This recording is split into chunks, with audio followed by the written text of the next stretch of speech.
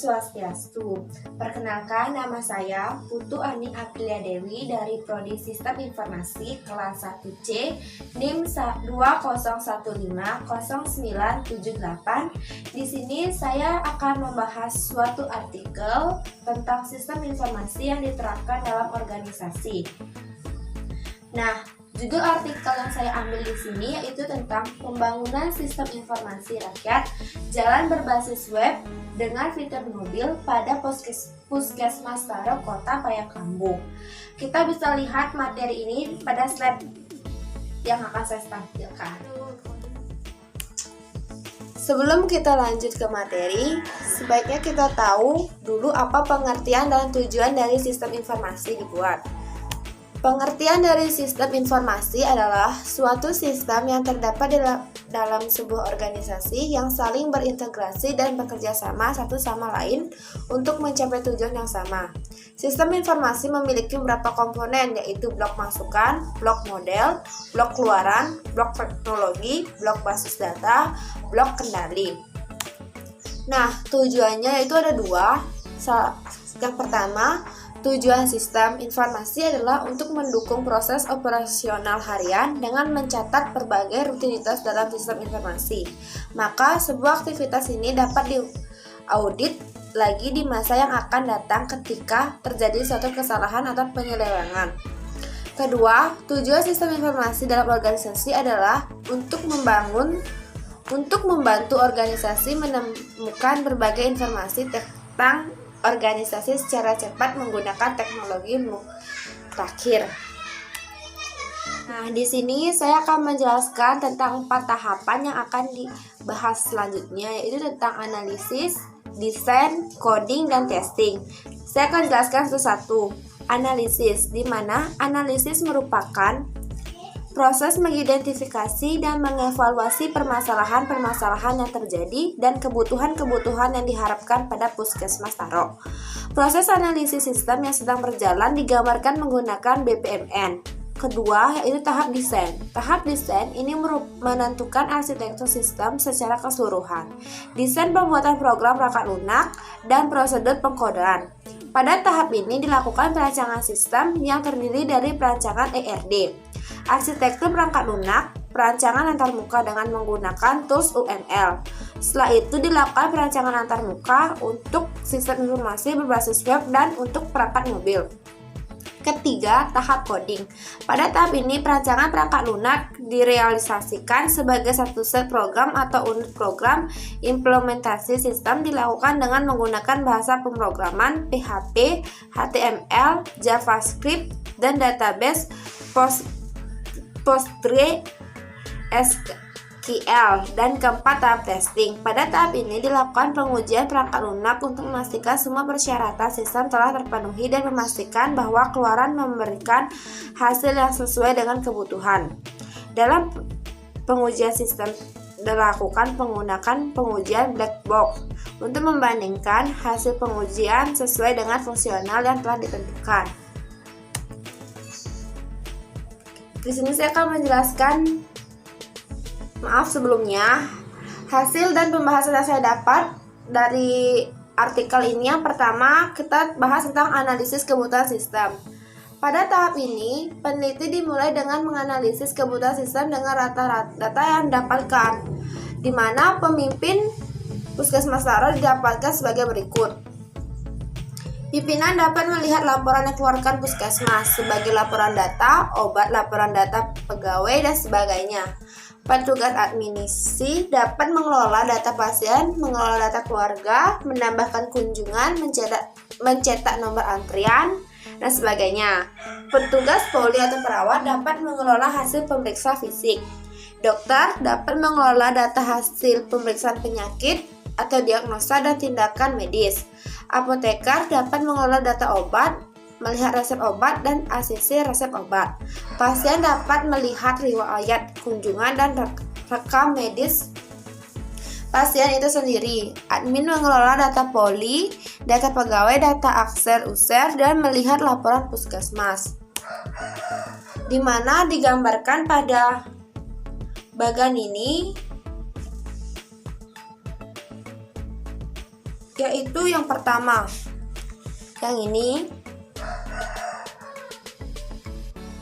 digambarkan dengan bentuk usikes dengan diagram aktor-aktor yang terlihat di dalam penggunaan sistem informasi riwayat jalan di Puskesmas Tarok dan aktivitas-aktivitas yang dilakukan para aktor tersebut di dalam sistem. Pada sistem penjadwalan kuliah yang baru, terdapat 7 aktor yang terlibat di dalam sistem yang terdiri dari admin, petugas, adminisi, pasien, dokter, petugas poli, pemimpin puskesmas, dan apoteker. Kita akan muncullah diagram selanjutnya, di mana pembuatan diagram konteks yang menggambarkan aliran data antara entitas dan sistem. Pada penelitian ini terdapat 7 entitas, yaitu pasien, petugas adminisi, petugas poli, apoteker, dokter, dan pimpinan dapat dilihat pada diagram tersebut. Setelah itu, membuat data flow diagram DVD yang merupakan referensi grafik yang menggambarkan aliran informasi dari sistem atau perangkat lunak. DVD dibagi menjadi beberapa level untuk mempresentasikan aliran informasi yang detail.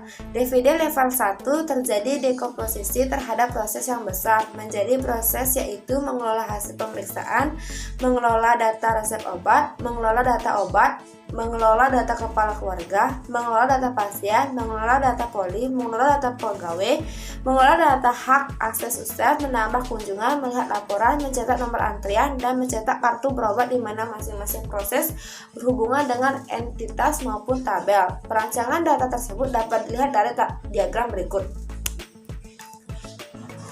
Berikut adalah diagram yang bisa dilihat untuk melakukan DFD itu.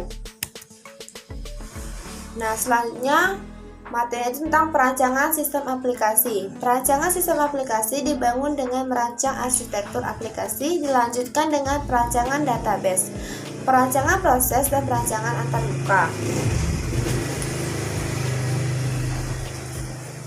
Di mana arsitektur aplikasi pada penelitian ini terdiri dari perhubungan antar komponen pengguna dari dengan aplikasi web atau mobil yang memiliki akses dengan internet, di mana akses ini memungkinkan pengguna untuk dapat mendapatkan informasi yang dibutuhkan dari server terkait data riwayat jalan Puskesmas Tarok. Arsitektur sistem riwayat jalan Puskesmas Tarok dapat dilihat pada gambar di atas.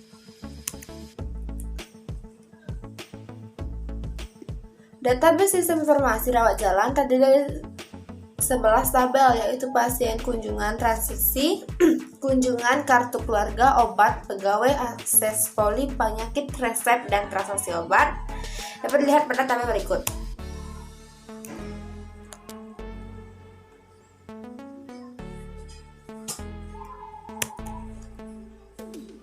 Nah, berikut ini adalah hasil yang saya dapat. Yang pertama itu tentang perancangan antarmuka data pasien, yaitu tabelnya yang ini.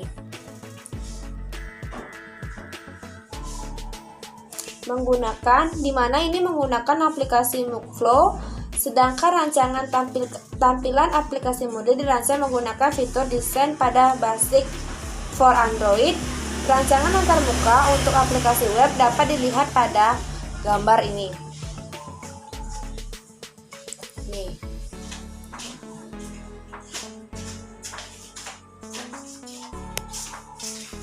Dan ini. Yang selanjutnya kita harus menguji sistem.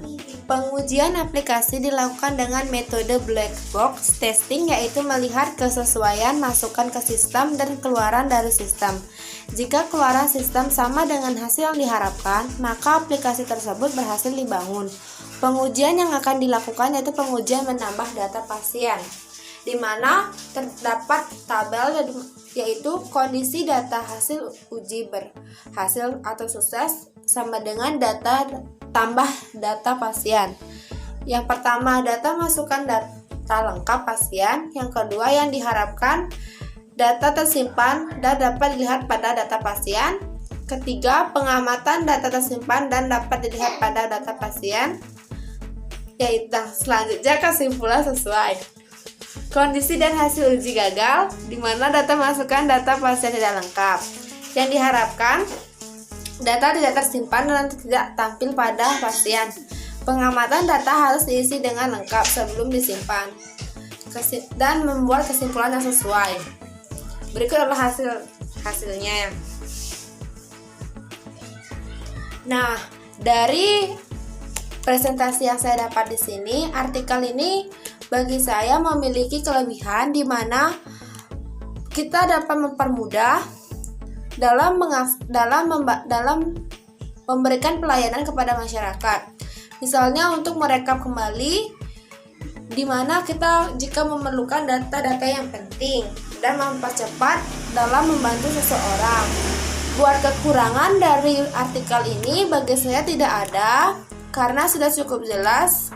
Pada aplikasi yang dibuat ini sangat membantu Puskesmas Sarok dalam membantu pelayanan masyarakat.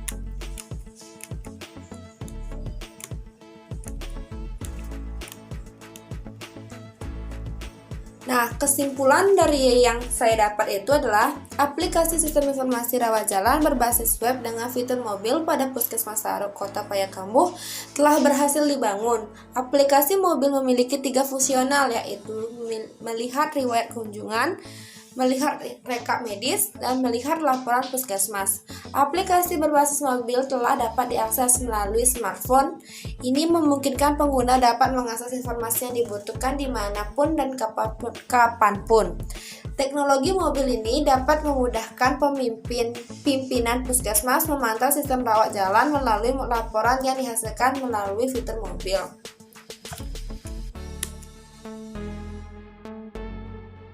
Baik, cukup sekian materi yang bisa saya jelaskan tentang artikel tersebut. Jika terdapat salah-salah kata dan kekurangan pada video saya saat ini, saya mohon maaf sebesar-besarnya. Akhir kata saya tutup dengan Parama Santi.